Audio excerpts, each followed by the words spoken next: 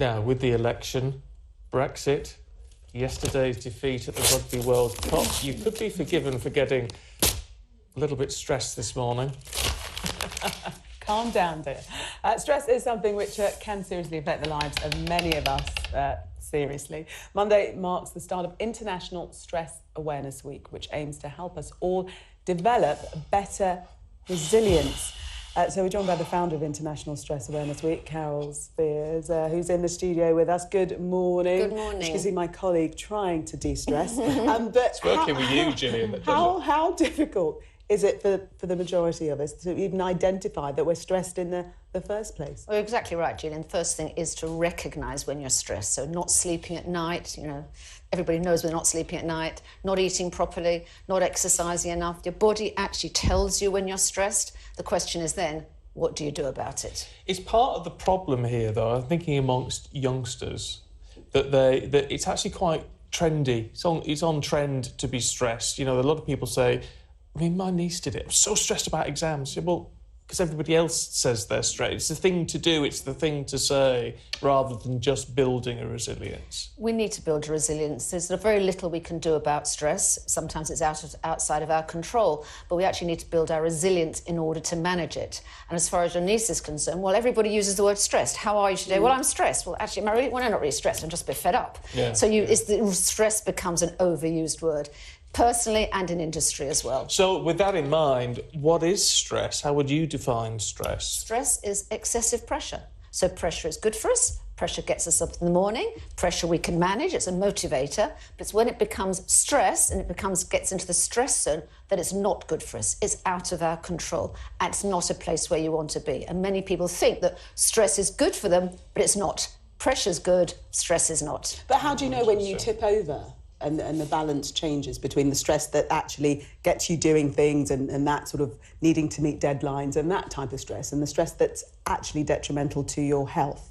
Stress is different for everybody. So for one person, they may not sleep at night. For somebody else, they start getting panic attacks or anxiety. It shows itself in different ways. So it's know your body, understand your body when it's working well and working effectively, but know when it's not working properly, because it's just at that point when you need to start doing something about it. A while ago, heard, Eckhart Tolle, who was talking about being in the now. It was one of these sort of recordings that he does.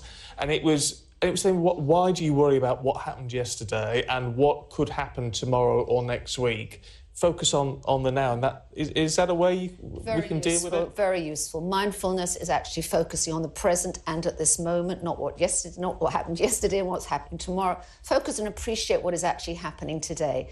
Mindfulness is one technique. You can try all sorts of other techniques. The most important thing is know when you're stressed. Do something about it. It's not just a matter of going to the doctor. There's plenty of things we can do. This is a machine.